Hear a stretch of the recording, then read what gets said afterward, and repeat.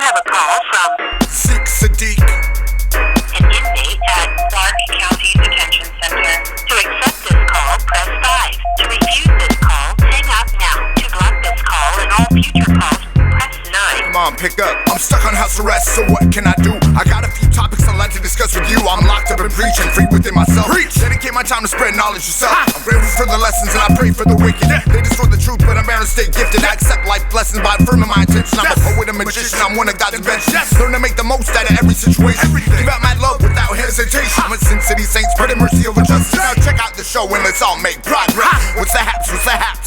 I'm paying for my sins by giving love back. Yes. What's the haps? What's the haps? I'm paying for my sins by giving love back. Yes. What's the haps? What's the haps? I'm paying for my sins by giving love back. Yes. What's the haps? What's the haps? I'm paying for my sins by giving love back. Yes. House arrest, preaching services. House arrest. Zeke Sadiq. Mercy over justice. MOJ. What's the haps? Yeah. This is Zeke Sadiq. I'm on my way to the house arrest office right now, and I feel like I might as well just keep multiple things documented at this point in time.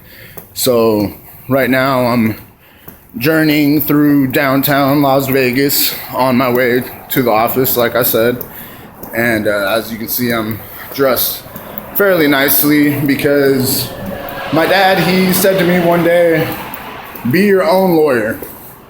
So that's basically the part that I'm playing and the role that I'm taking on, because I've experienced so much injustice in this so-called justice system and in the whole legal system. I feel like it's a must for me to, keep on my P's and Q's.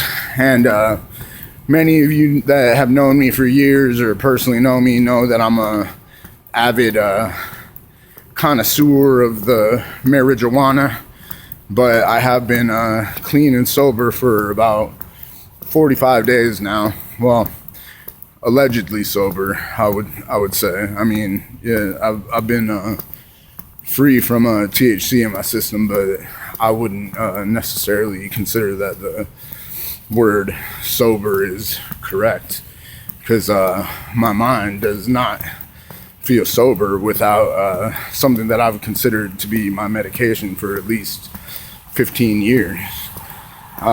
So anyways, as I'm walking through this park here in downtown Sin City, we have a Liberty Bell over here that I'll show you right now.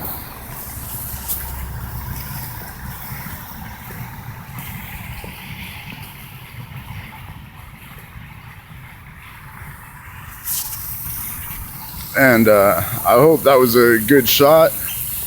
I can only do so much while filming and walking at the same time, and because I'm GPS tracked everywhere I go, it's not like I can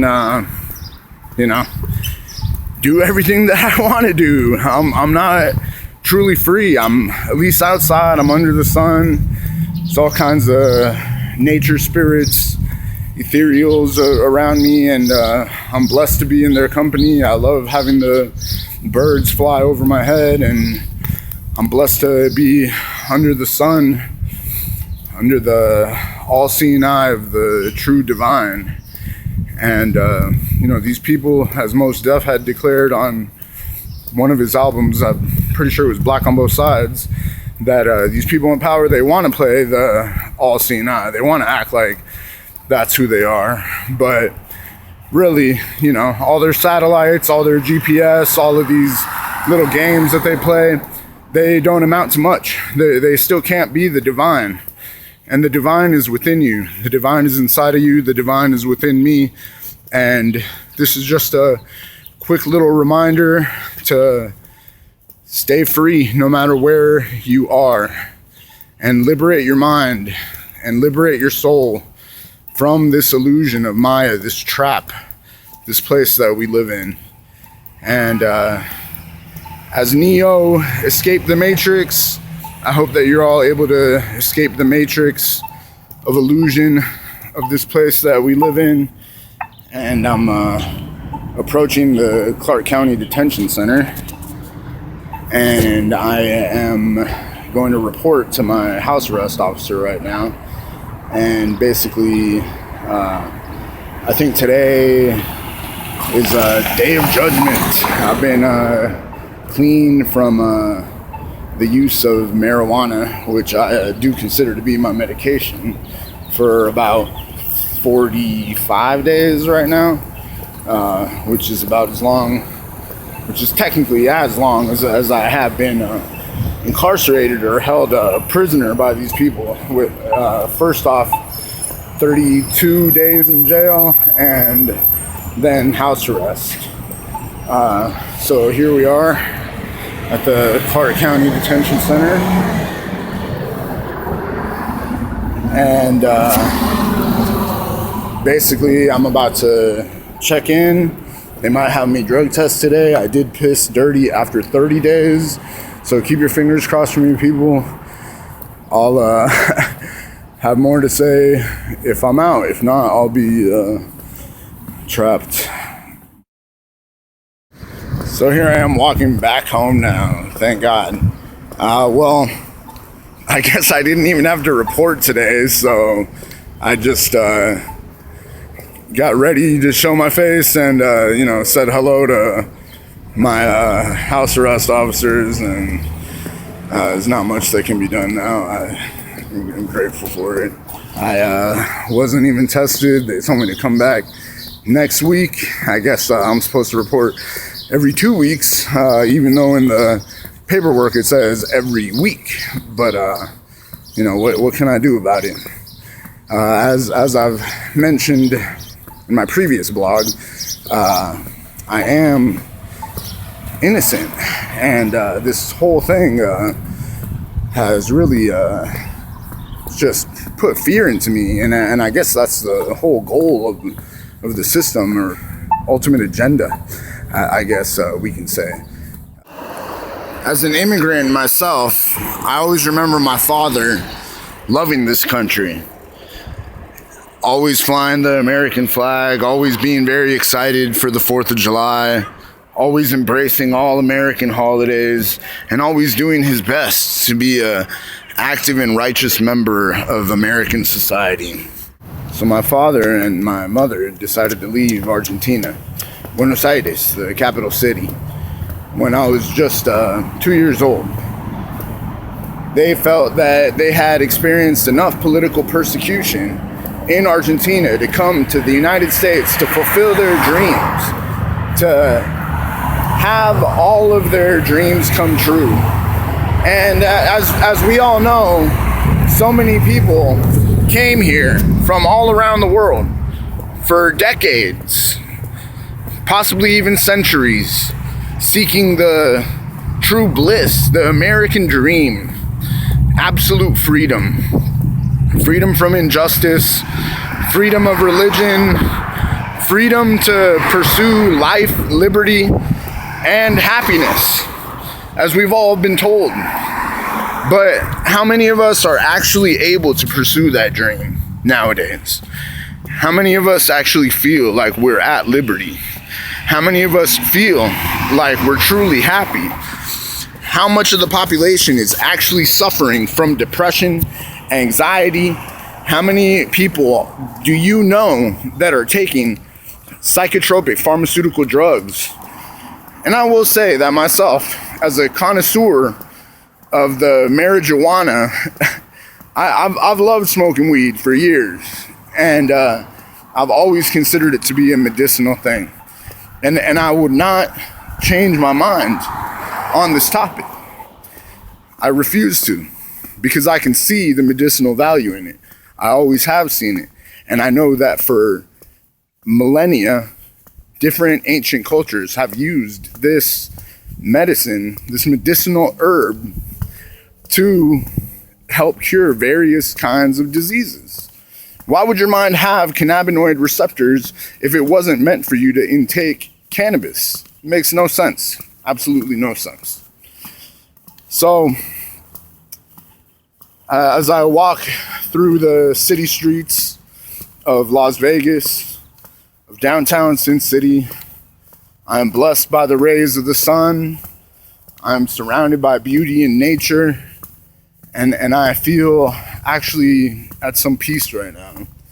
I've been under a lot of stress. I've been slightly depressed because of my home incarceration, especially when considering that this is a major travesty and injustice. Because I'm sorry, but 333. Can you guys see that? Here, I want to make sure. There you go. 333 Las Vegas Boulevard. Lloyd D. George, United States Courthouse. Interesting. So, I'm speaking my piece. I'm bringing my true heartfelt feelings to light. And in the midst of expressing the travesty of the injustice that I'm suffering, I see an angel number. And I'm surrounded by birds, surrounded by nature, I'm surrounded by flowers for this moment. And for this moment, I'm grateful, definitely. As I was saying, though, it is an injustice. And I'm not the only one that's going through this kind of thing. And I think that bothers me more than anything. Knowing that there's so many falsely imprisoned, falsely accused, and victimized people in this world, in our society. I've always been the type of person to live by the Bodhisattva vow. And it is often not my suffering that causes me the most pain, but the suffering of society, the suffering of mankind, the suffering of life in general. Because the missions of the Bodhisattvas are to help liberate all sentient beings from pain and suffering. And this is what we need to do. We need to all liberate ourselves and then help liberate others. That is mercy. That is absolute mercy. And mercy, true mercy, is causeless. The Muslims have this term for Allah, Rahmani Rahim, which is a double of one word, Rahman. So they say that God is so merciful that they have to double this word. It's like merciful, mercy, mercy, mercifulness, something to that extent.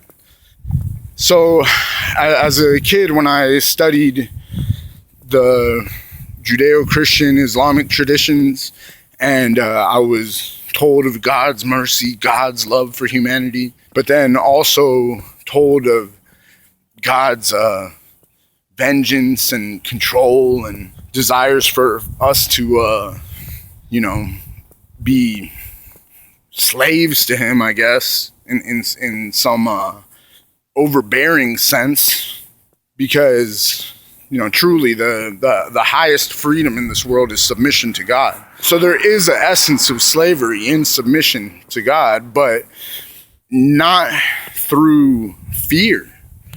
And the God of fear is often the fire and brimstone God that is going to put you in hell if you don't submit to his will. But the God that I choose to accept, the Allah that I choose to perceive, the Christ that I see within myself, is the Krishna conception, this beautiful, joyous, love-filled being that is my friend, my partner, my beloved.